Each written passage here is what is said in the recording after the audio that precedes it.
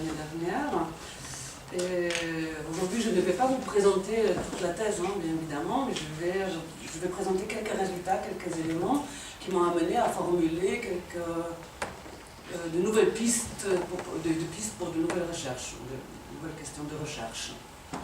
Alors, je me suis déjà présentée au début de la journée, donc c'est plus la peine. Alors, je vais suivre un plan très classique.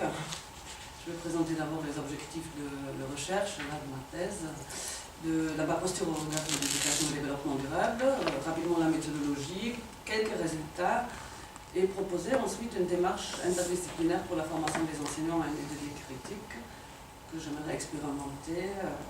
Je vais revenir là-dessus. Alors, donc, les objectifs de recherche, là, ce sont les objectifs vraiment de ma thèse, hein, donc je ne vais pas donner la réponse là-dessus au cours de cette présentation. Dans ma thèse, je souhaitais repérer les représentations sociales du développement durable chez les enseignants en formation et les postures qu'ils adoptent en vue de s'engager dans l'éducation au développement durable et dans leur futur métier. Il s'agissait ensuite d'analyser ces résultats en termes d'appui et d'obstacles pour la mise en place d'une formation d'enseignants à une EDD transformatrice critique sous l'angle de la didactique des questions socialement vives. Je vais préciser cette posture tout à l'heure. Ensuite, il s'agissait donc de proposer des leviers d'action susceptibles de constituer une ouverture vers une formation renouvelée des enseignants à une EDD transformatrice critique.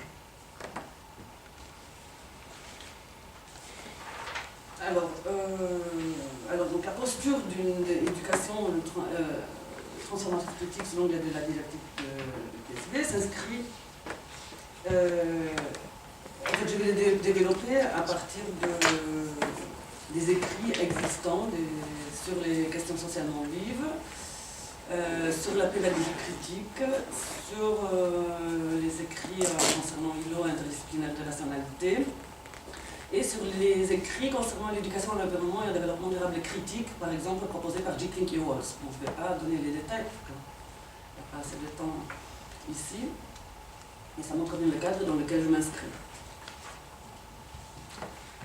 Alors, cette posture